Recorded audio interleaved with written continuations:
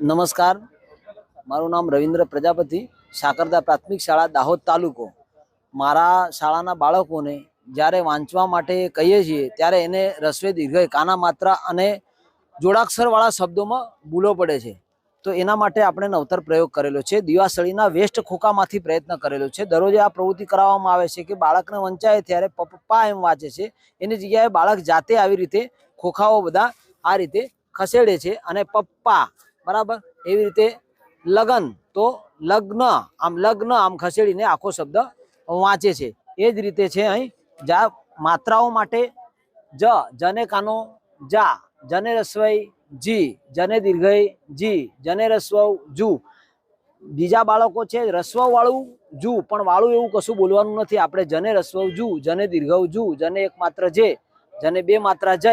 આ રીતે આખી બારાક્ષરીના ટૂંકમાં અહીંયા આપણે અક્ષરો મૂકેલા છે. એ અક્ષરો દ્વારા મહાવરો કરાવવાથી બાળકોને કાના માત્રા રસ્વે દીર્ઘમાં ઘણી ભૂલો પડતી એ દૂર થાય છે.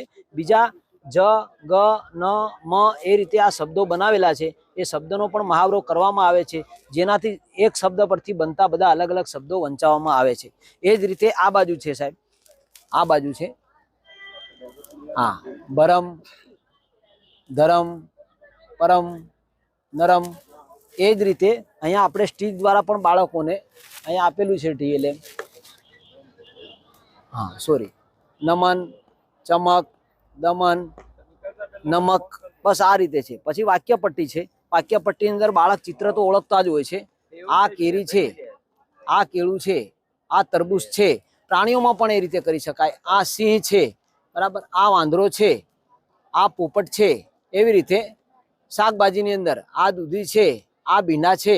બસ આ રીતે છે.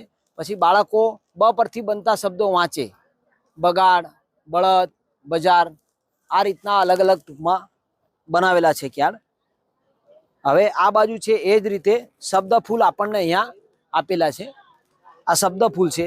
શબ્દ ફૂલ આપીએ બાળકને રમત દ્વારા. પછી બાળક જેનો ટૂંકમાં આવે નંબર એ વાંચે છે કે ભાઈ મહેક, મનાલી, મમરા બરાબર, મરડો. આ રીતે શબ્દો બાળક વાંચતા થાય છે અલગ અલગ બરાબર. પછી આ બંગડીવાળી રમત છે અંકો માટે.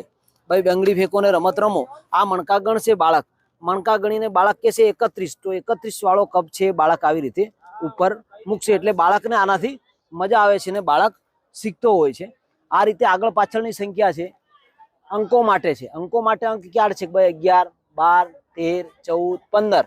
આ ક્યાર કાઢી દીધા પછી એના પછી 2 આવે એટલે બાળકને શરૂઆત 21, 22, 23, 24. એ રીતે 1 થી 10 મૂકી શકાય. આગળની વધારે સંખ્યા પણ મૂકી શકાય ને બાળક સરળતાથી અંક જ્ઞાન કરી શકે છે. આગળ પાછળની સંખ્યા માટે આ TLM બનાવેલું છે.